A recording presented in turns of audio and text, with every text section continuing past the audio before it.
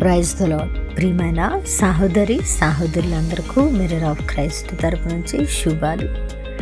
ప్రతిరోజు డైలీ వాగ్దానం ద్వారా కట్టబడుతూ ఉన్నారని నమ్ముతున్నాం. నేను వాక్యాన్ని తప్పకుండా షేర్ చేయండి, పరిచర్యకు సహకరించండి. అలాగే ప్రియ దేవుని బిడ్డ, మరి ఈ యొక్క మిర్రర్ ఆఫ్ క్రైస్ట్ ఛానల్ ముందుకు వెళ్ళడం లేదు అనే ఉద్దేశంతో మరొక కొత్త ఛానల్ను క్రియేట్ చేయడం జరిగింది. అందులో ప్రస్తుతానికి షార్ట్స్ వేస్తూ ఉన్నాం. The mirror of crisis Rama Kiran అని ఉంటుంది.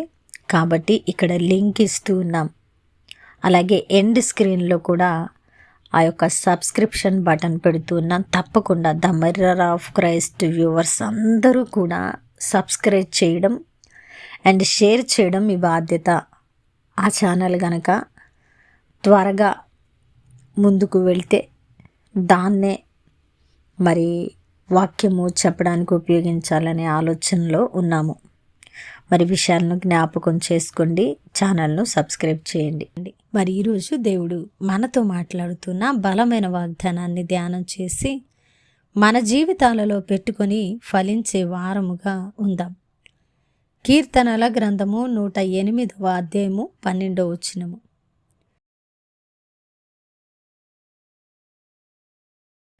మనుష్యుల సహాయము వ్యర్థము, శత్రువులను జయించుటకు నీవు మాకు సహాయము దయచేయము.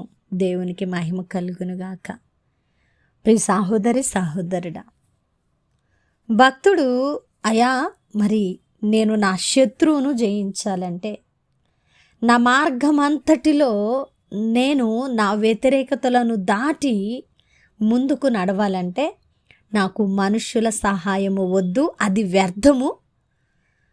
కాబట్టి నేను జయించుటకు వీలుగా నీ సహాయము నాకు అనుగ్రహించు. నీ సహాయము వలన నేను శూర కార్యములను జరిగిస్తాను. మా శత్రువులను అణగద్రొక్కువాడవు నీవే అనేటువంటి బలమైన మాటను మాట్లాడుతూ ఉన్నాడు. కాబట్టి ప్రియ సహోదరుడా, ఈరోజు నీ శత్రువు ఏమై ఉన్నది? అది సమస్య, లేదంటే వ్యక్త, లేదంటే పరిస్థితి, లేదంటే మరొకటి ఏదైనా. నీ శత్రువును నీవు జయించాలంటే, నీ శత్రువును జయించి జయశీలిగా ఉన్నత స్థలం మీద నిలబడాలంటే ఖచ్చితంగా నీకు మనుషుల సహాయము సరిపోదని, అది వ్యర్థమని, దేవుని సహాయము ద్వారా నువ్వు శూర కార్యాలను జరిగించగలుగుతావని, నీ శత్రువు ఎవరైనా సరే దేవుని సహాయము నీకుంటే దానిని జయించి నువ్వు నిలబడతావని నమ్మాలి. భక్తుడు నమ్మినట్లుగా నీవు కూడా నమ్మి, అయా నా శత్రువును అణగదొక్కువాడవు నీవే కదా, కాబట్టి నాకు నీ సహాయము కావాలి, నాకు నీ కృప కావాలి, నీ ఆదరణ కావాలి, నీ బలము కావాలి అని మనం కూడా ఆయన పాదాల చెంత నిలబడి మనము ప్రాకులాడితే, మనము మన ప్రార్థనా గదిలో దేవుని సహాయము కొరకు యుద్ధము చేస్తే మనము ఖచ్చితంగా దైవిక సహాయము చేత శూర కార్యాలను జరిగించగలుగుతాం. ప్రియమైన దేవుని బిడ్డ, దేవుని సన్నిధిలో పోరాడడము రాని నీవు మనుషుల మీద ఆధారపడి మనుషుల సహాయం కోసం పోరాడితే నువ్వు విఫలం చెందుతావు, నువ్వు ఓడిపోతావు, నువ్వు శత్రువు చేతికి అప్పగించబడతావు.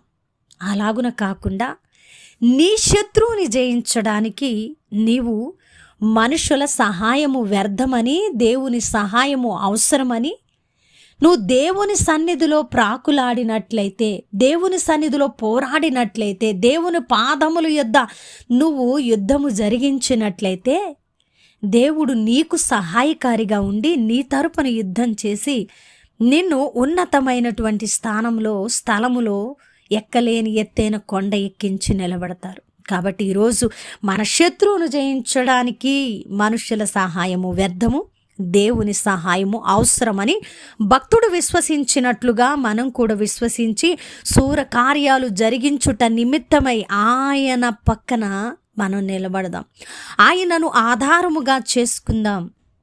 చేసుకున్నట్లయితే మనం తప్పకుండా జై జీవితాన్ని పొందుకుంటాం. ప్రతి శత్రువుని జయించగలుగుతాం. అద్భుతమైన వాగ్దానం ద్వారా ఆదరించబడ్డారని వినవాక్యము ఫలింపు కొరకు ప్రార్థన. పరిశుద్ధుడా, ప్రేమ కలిగిన తండ్రి, నీ బంగారు పాదాలు కొందనాలు, స్తుతులు, స్తోత్రాలు ఆరోపించుకుంటూ ఉన్నాను ప్రభా. అద్భుతమైన వాగ్దానము ద్వారా మాతో మాట్లాడి మా హృదయాలను కట్టి బలపరిచినందుకు వందనాలు.